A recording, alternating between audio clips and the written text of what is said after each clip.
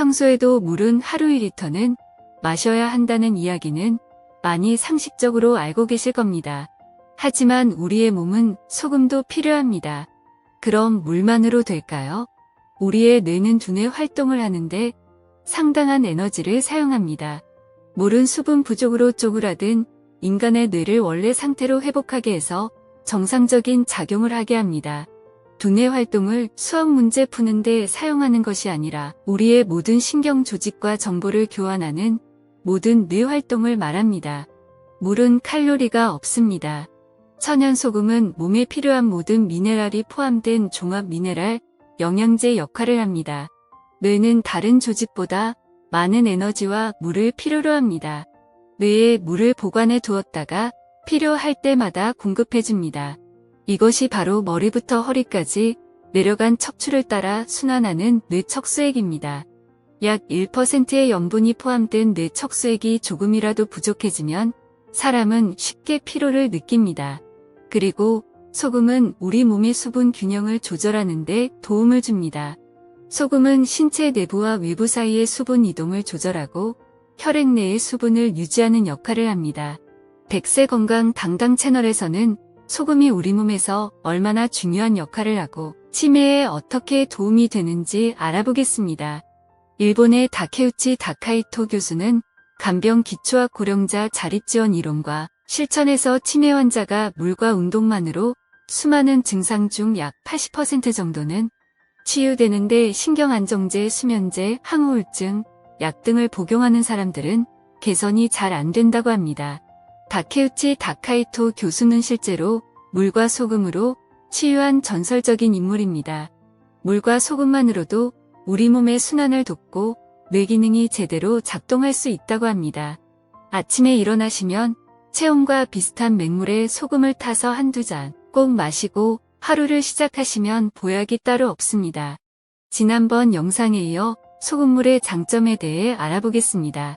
첫 번째, 소금물은 염증을 진정시키고 코, 입, 목 등 기관지의 세균이나 바이러스를 제거해 천식이나 비염, 기관지 등의 호흡기 질환에 아주 좋습니다. 그리고 축농증 경우 소금물을 먹게 되면 폐 속의 농도 짙은 가래를 희석시키고 가래를 삭혀침과 함께 배출할 수 있도록 도와줍니다. 3% 소금물을 입자가 작은 소금으로 만들어 가글을 하면 목가래를 없앨 수 있습니다. 두 번째, 소금물은 불면증을 개선해줍니다. 불면증은 멜라토닌 호르몬이 부족해서 생기는 경우가 많은데 소금물은 멜라토닌의 생성을 촉진해 불면증을 개선할 수 있습니다. 국제 전문학 술지에 게재된 연구에 따르면 소금은 몸을 안정시키는 효능이 있어 스트레스 수치를 빠르게 낮출 수 있다고 합니다. 그리고 몸속 옥시토신 수치를 높여 신체 이완 효과를 줘 숙면에 매우 좋습니다. 세 번째, 심혈관 질환을 예방할 수 있습니다. 소금은 몸을 이완시키는 효능이 있는데 딱딱하게 굳은 혈관도 풀어줍니다. 의외이신 분 많으시죠? 일부러 싱겁게 먹으려고 노력하시는 분 많으신데요. 소금은 심혈관 질환 사망률과 전혀 관련이 없다고 합니다. 국제학술지 프론티어스 인 뉴트리션에 게재된 내용에 따르면 우리나라 성인 14만 3,050명을 대상으로 소금 섭취와 심혈관계 사망률에 대한 조사를 했는데 나트륨의 섭취는 심혈관계 사망률과 전혀 관련이 없는 것으로 나타났다고 합니다.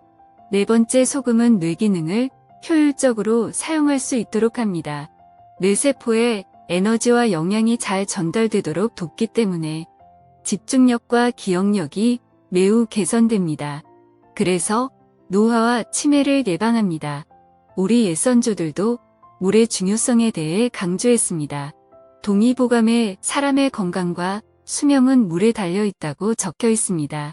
병이 났을 땐 가장 먼저 깨끗한 물을 마셔 몸속에 노폐물을 배출하고 그래도 차도가 없으면 그때 약을 썼다고 하니 다시 한번 우리 선조의 지혜에 놀랍니다. 이제부터는 물을 현명하게 잘 마시는 방법을 이야기하겠습니다. 아침에 잠자리에서 일어나자마자 제일 먼저 해야 할 일은 2잔에서 3잔 정도의 물에 소금을 조금 타서 마시는 것입니다. 아침에 일어나자마자 물부터 마셔야 하는 이유는 잠자는 동안 호흡을 통해 수분이 빠져나가기 때문입니다. 새벽에 수분이 부족한 혈액이 끈적끈적해지면 혈액순환에 문제가 생겨 뇌졸중이 발생하는 경우도 있습니다. 식사 전후에 물을 마십니다. 물은 충분히 마시면 맨 먼저 뇌에 공급이 되고 20분 정도 지나면 심장을 비롯한 각 장기와 피부에 공급됩니다. 식사 30분 전에 2잔씩 후에 1잔을 규칙적으로 마시면 각종 소화기 계통의 질환뿐 아니라 우울증, 비만, 피부 질환을 예방할 수 있습니다. 음식을 소화시키기 위해 위장에서 분비되는 강력한 산성 물질인 위액은 산도가 높아 피부에 닿으면 화상을 입을 정도입니다. 화상을 입고 헐기 시작합니다. 이것이 바로 위궤양으로 진행되는 초기 단계의 위험입니다. 식사 중에 마시는 물은 소화액을 묽게 하므로 좋지 않다는 말에 휘둘리지 마시고 식사 중간중간에도 물을 마시는 게 좋습니다. 인체에는 소금 자동 조절 장치 시스템이 있어서 소금이 적절한 비율로 존재하도록 신장이 조절하고 있습니다. 혈액 뇌척수의 간질에게는 나트륨이 평균 0.9% 존재해야 신체의 모든 기능이 제대로 작동하도록 되어 있다고 합니다. 우리의 몸은 맹물만 마시면 나트륨의 농도가 낮아져 문제가 발생할 수 있기 때문에 소금기 없는 맹물을 흡수하지 못하게 거부 반응을 나타냅니다.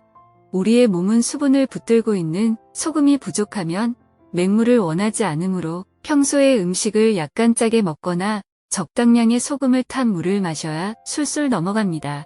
자, 여기서 한 가지 소금 주의하실 게 있습니다. 소금은 순수한 천일염이 좋습니다. 그런데 나물이나 국, 찌개 등의 조리를 할 때 맛소금, 닷땡땡, 맛술 등등 맛을 내는 조미료들은 짠맛과 단맛, 그리고 다른 화학 성분이 많습니다. 짜다고 다 소금이 아닙니다. 건강하고 좋은 소금을 조금 비싸도 사용하는 것이 치매 걸리는 것보다 낫지 않을까요? 인체에 필요한 미네랄이 포함된 천연 소금은 중요합니다.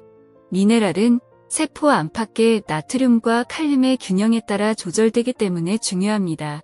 하지만 정제염은 나트륨과 염소만 남기고 칼륨과 미네랄이 제거돼 오히려 건강에 매우 안 좋은 영향을 끼칩니다.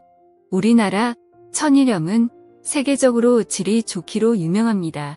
외국 소금보다 미네랄이 풍부하고 천일염을 볶은 죽염도 아주 좋습니다.